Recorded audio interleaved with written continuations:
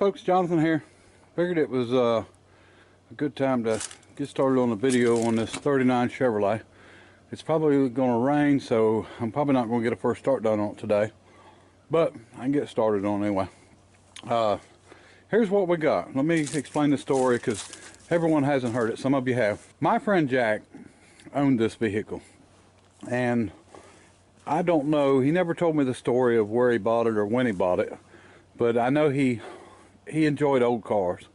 And back in 1971, this would have still been an old car. His son was driving this car, and while he was driving it, he came to a stop and somebody hit him in the back and hit it pretty hard. Done quite a bit of damage here, and it actually did bend the frame above the rear end. And so anyway, this car was pulled in, and as you can see the peace emblem, that was Vietnam era there, but it was pulled into a barn and parked, and it was still driving even though it was hit. It was, you know, it didn't hurt the drivability of the car, but it was driven into the barn and parked in 1971 and not moved, you know, after that. And a lot of you have seen the video and where it was sitting in that, you know, chicken house. So me and Jack was actually in negotiations on this car, and you can see he's got his name on the dash there, which I'm not going to take off, but we was in negotiations on this car, and in this chicken house where it's set, he had rented the spaces in that house, in that chicken house or the barn, $3 per car for a lot of years, and then he eventually bought the place. So since his cars was already there, and so he felt that he had, you know, a little money invested in it with the $3 a month that he paid for a lot of years, and you know, it added up some. And of course his initial cost of the car. So me and him just we couldn't come to an agreement on price. We were close, very, very close. But my plans is to buy the vehicle and drive it out of the barn. This vehicle, believe it or not, was parked there the same year I was born, which was 1971. It's 48 years ago. So I just thought it would be neat, you know, with it being driven in there and parked, that I could get in it and, you know, get it running and drive it out. Well, one of the things that I had checked before was to make sure the engine wasn't stuck, and it's not. And believe it or not, 3 out of 4 of the tires are holding air. Now, they were all completely flat. I put air in all 4 of them. I didn't put much in this front, on this side. I was afraid the car was going to roll away. But I did put air in that one, and it went down, of course. But I would have liked to have driven it out of there. So it would have actually been easier to drive it out than would have been to winch it out. And but you know, that's the way it is and where we're at. So what we're going to do, and what we've already done so far, I've rolled the engine over by hand, and yeah, I got the hand crank for the front. It was actually laying in the back of the car. Rolled the engine over, and it wasn't stuck. There was no tight spots whatsoever. So pulled the valve cover off and checked the valves, and I don't think we've got any sticking at all, which is very, very surprising. And it makes you wonder how wore out the motor could be. It may be wore out, because something sitting 48 years, I'm surprised it didn't, you know, at least get stuck. But good thing that, you know, the nut filter was there. Didn't have to worry about that. I don't know if anything climbed up the exhaust. Hopefully it didn't. And I guess the next step on this is to pull the plugs out, and I'll go ahead and do a compression test on it just to see where the compression's at. And you know, it's not really going to help me any, because, you know, I'm going to be doing the same thing to increase compression and all, whether it shows on the gauge it's got it or not. So, but it just gives everybody an idea of what it's got and what it's going to have after it runs a while, and, you know, if it gets any better. So anyway, got to get a battery in, and see if it'll roll over. And if it rolls over, I think by battery, I think we'll go ahead and get some oil on the cylinders and do the test on it. Okay, let me talk a little bit about this issue back here. The plan, of course, I think, is to get this fender off and probably go ahead and get the gas tank off and out of the way. And then we're going to go ahead and try to pull this. I'm going to pull it before I cut anything away. This rear panel I've already bought, and it's on its way. And it actually goes from about right here all the way down, all the way to the fenders, all the way below the trunk. And it's just a whole pan, and it's not cut out for the bumper because a lot of people don't run a bumper, but we'll figure out what we're going to do on that. But so I've got that pan. This car came with a piece that has this quarter on it. The trunk's lid's been changed. It needs some work, but it's already been changed. The fender I don't have, so if I don't find a fender, we'll have to work on it. But let me show you what we've got. You know, when I go to pull it, I'm going to try to straighten all this. Okay, right here's what I have for the parts. So we need this section here, which is in good shape. It gets a little bent up there. We can work with it. But down here, of course, we're going to be replacing all that with a new panel. They make an inner panel also, but that outer panel is $340. The inner panel is $310. I'm not going to buy the inner panel. I'm going to do the work on it. You know, I don't want to spend that kind of money on it. Something that's not going to be really seen anyway, so I can just do it myself. I also got an extra trunk lid with it, which was probably a nice trunk lid until they set it in the dirt and the edge of it rusted up. So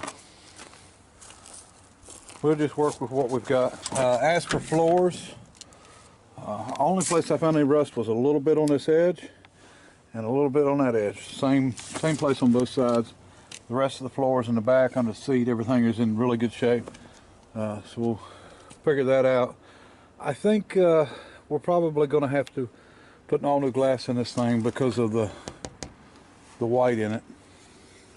I don't know why it done like that. I've never seen windows do that. Let me see. It's got an extra sticker here in North Carolina I've never seen before on the inside from 66, 67. Never seen that sticker before. And then there's a 1940 something sticker here. I don't know what this one is. I know there's a cat on top of the car. Somebody has changed that out and put a clock in it.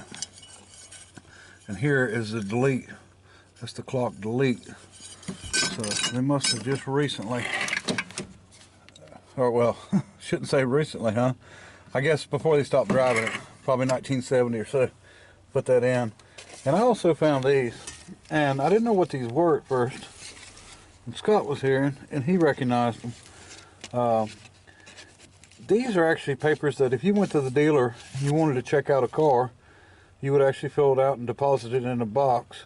And you'd mark what vehicle you was interested in. And it's got the people's names and numbers on them. Now this is probably from the early 70s. And there's the plates, the 71 plates that was on it. Okay, I guess that's another safety inspection sticker from North Carolina. 1949. It's got a date, February. It said approved. Huh. Never seen a 1949 sticker. And then above it is the 66, 67.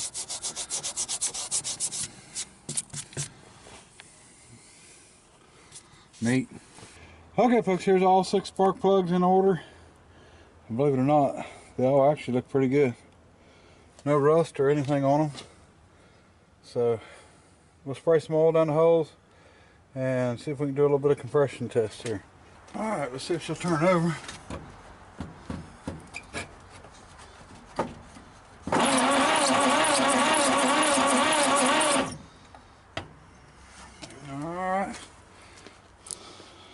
Put this compression tester in number 1 and see what we got. Okay folks, compression test number 1 cylinder. We got just a little bit over 30 pounds.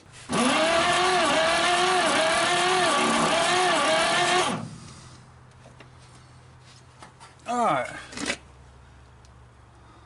About 40 pounds. So that's a little better. Alright, let's try number 3. So we've gotten 30 and 40.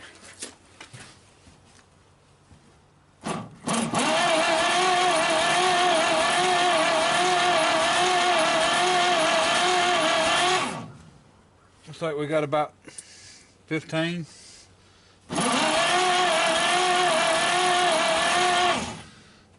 Yep, only about 15 psi, and that's after I've already put oil in all the cylinders, so it tells me the valves are not seating for sure. So, all right, so 30, 40, 15. All right.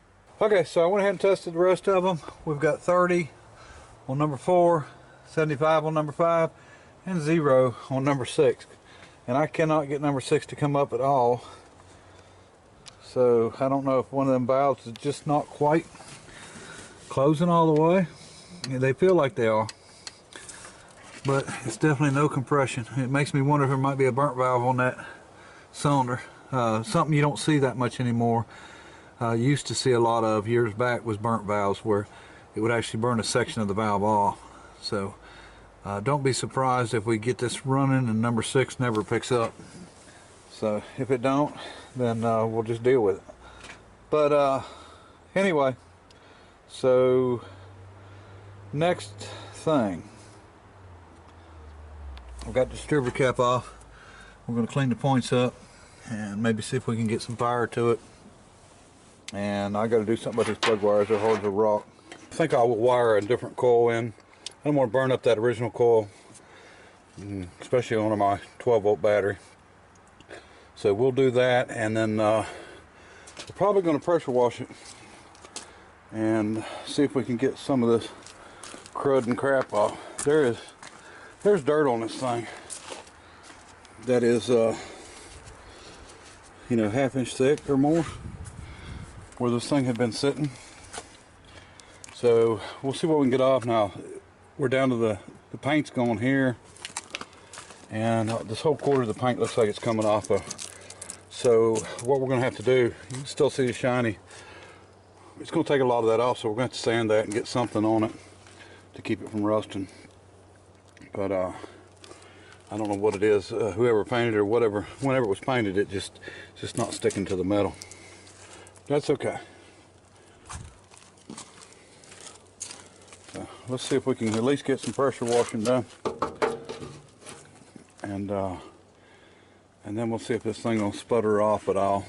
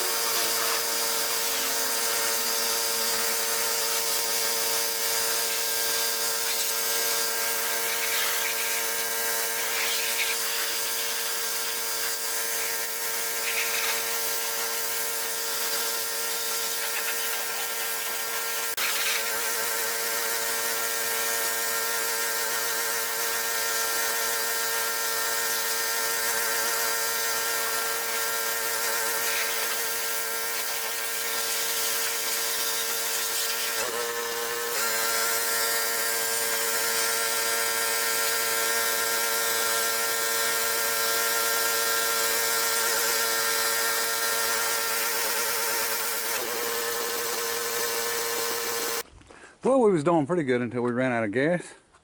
I'll see if I got some around here, and maybe we can get it finished up. One of the bad things I see, I was kind of hoping the windshields was good.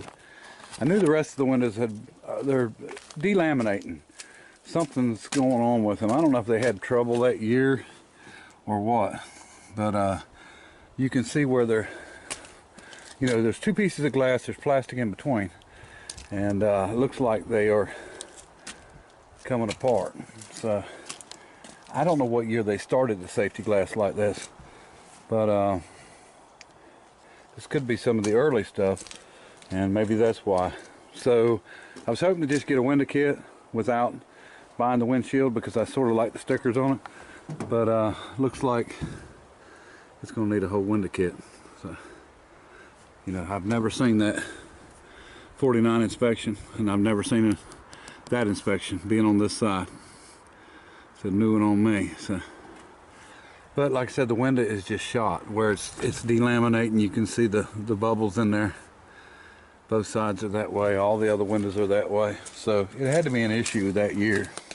None of the other cars are like that. The back glass looks like it might be okay.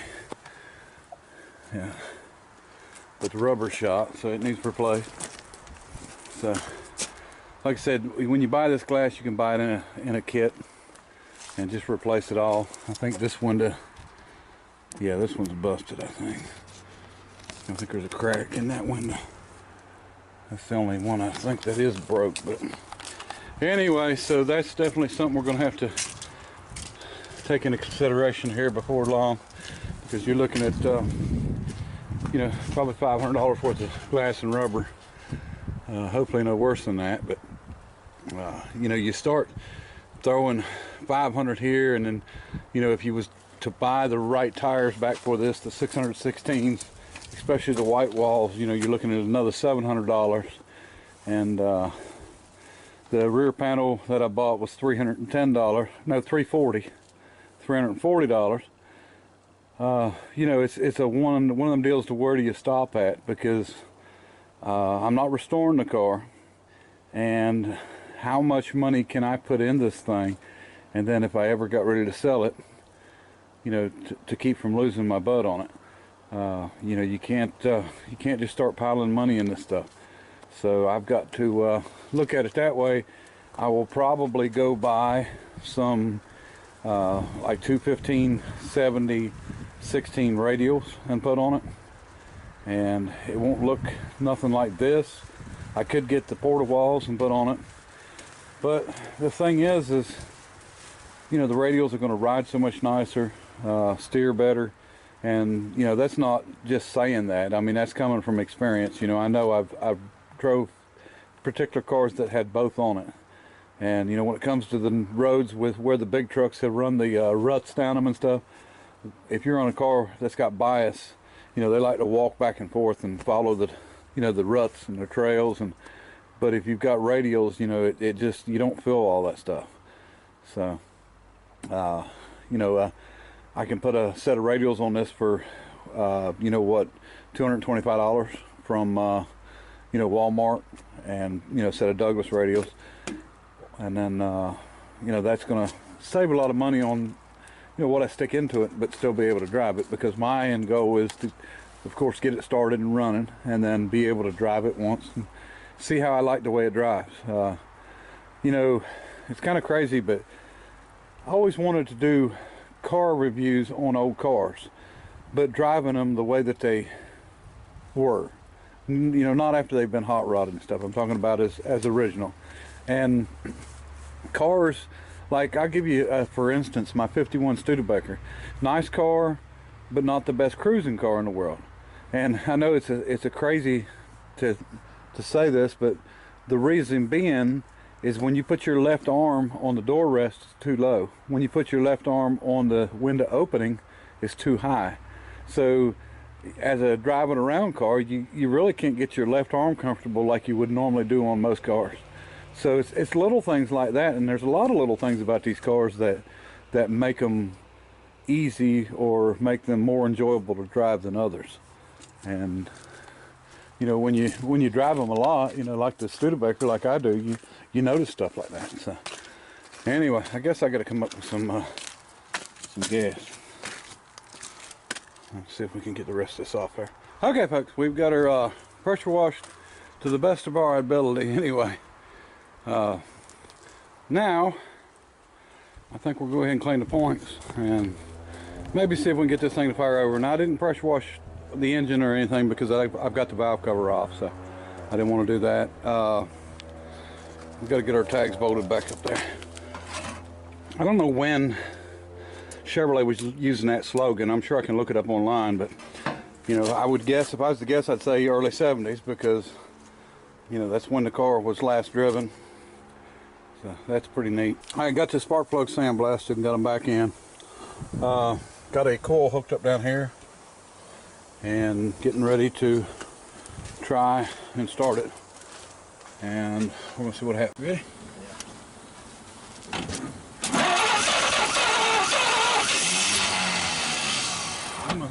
start. Throttle stuck. There you go.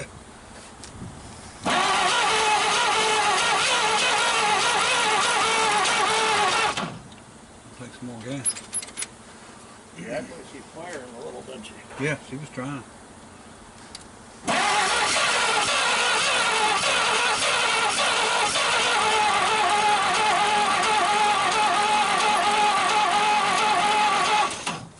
Puffing.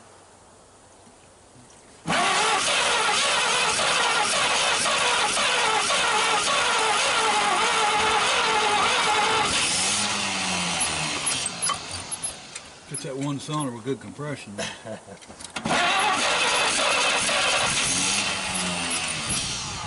Should be pumping oil soon.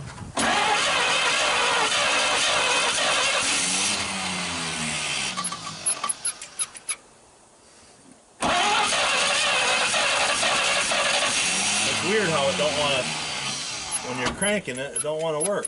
When you're not cranking it, try it.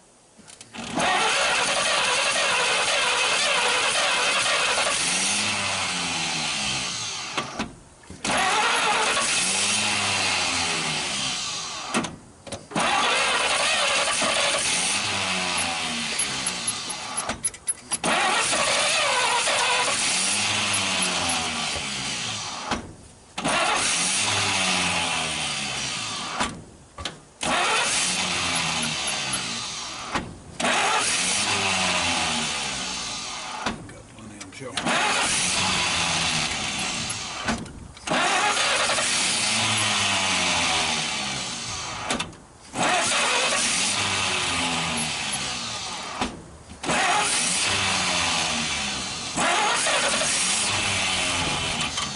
11 starters to kick out. Yeah.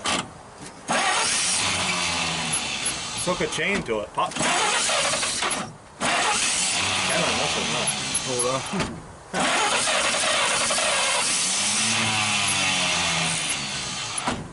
Is the choke open or closed? It's closed. Oh, that might be part of the problem. I don't know if we get enough air in it.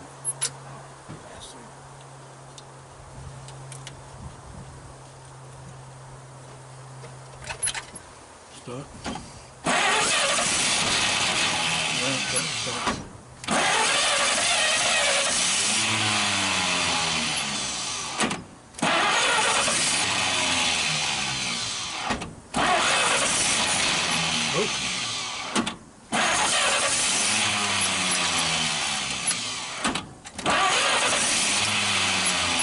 Trying to take off.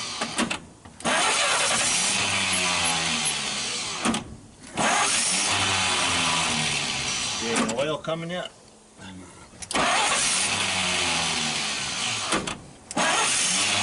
right here. Yeah. Huh. Looks like she wore a little, huh? Yeah, I don't know if that hole's supposed to be there or not.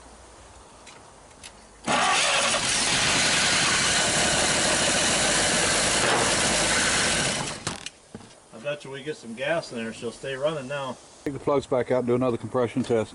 I just want to see what the compression has changed to, and then we'll write it down again with the other.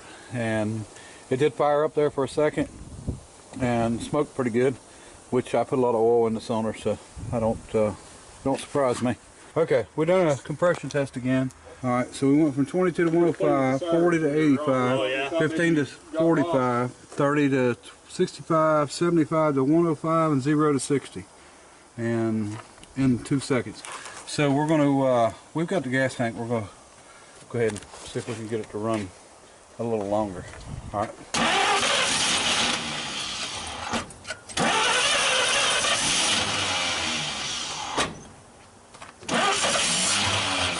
Choke? Got it now. Okay, you got the cable off? Yeah.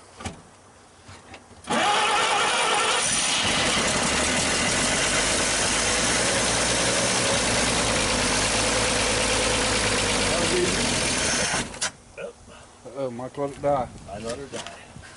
Ready? Yeah.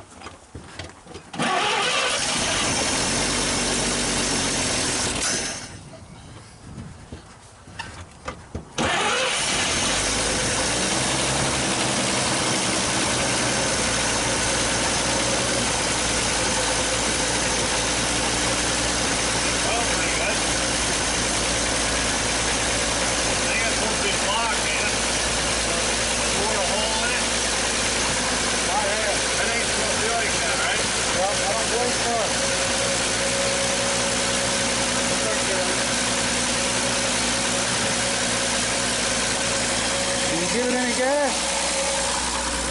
We're running.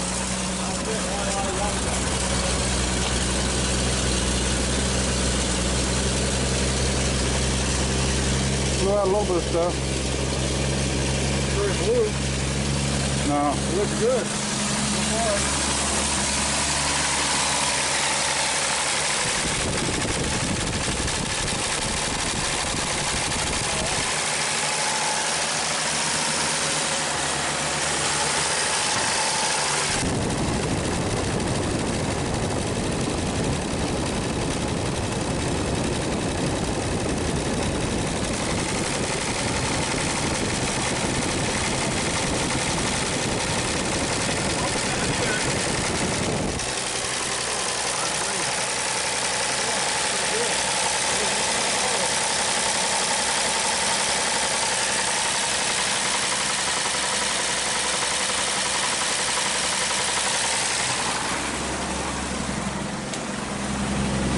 There. I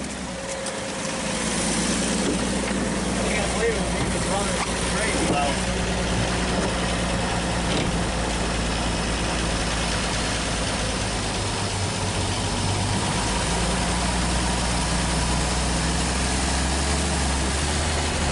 I cannot believe this thing is moving. I got the dealer plate. Let's go. Does throttle work?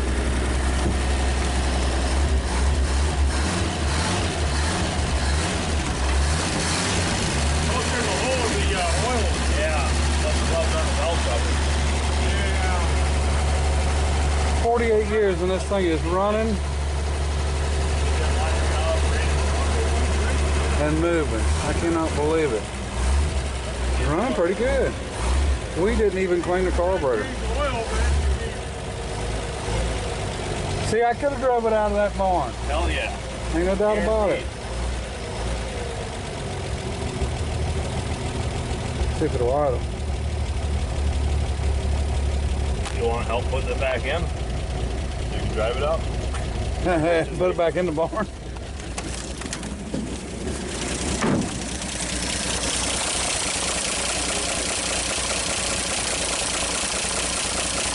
Unbelievable.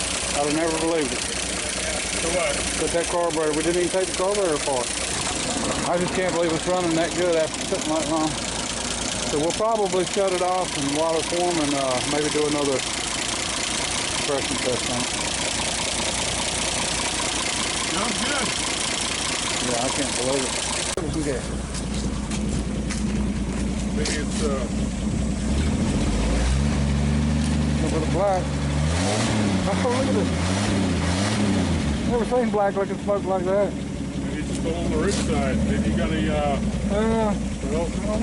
hold on, watch the tires. I can make it smoke more than that. Yeah, I know you can.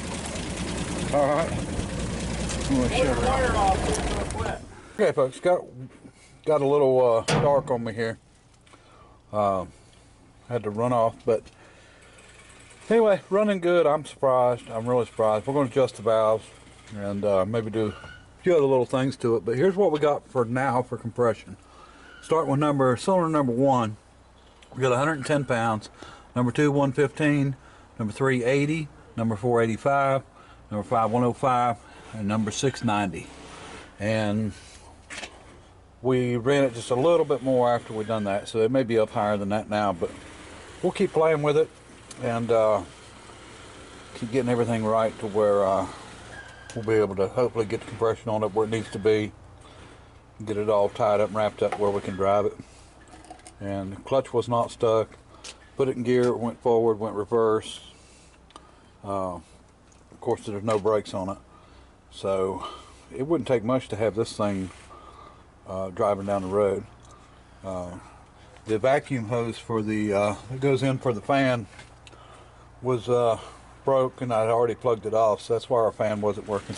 I'd like to check it out just because I think it's neat. But anyway, it does run, and we'll hopefully be doing a first drive on it. Maybe do some body work on it a little later on. Got to wait for everything to get here parts wise and stuff, and we're still working on Model A's too. So, and Franklin, got some of the cylinders done. Got a lot of the parts cleaned up, so we're slowly getting there. I have not got the rings in for it yet, and but we'll be building the engine on it here real soon. But it looks like this engine here is going to be just fine. We're not going to have to mess with it. So anyway, appreciate everybody watching, and until next time, bye.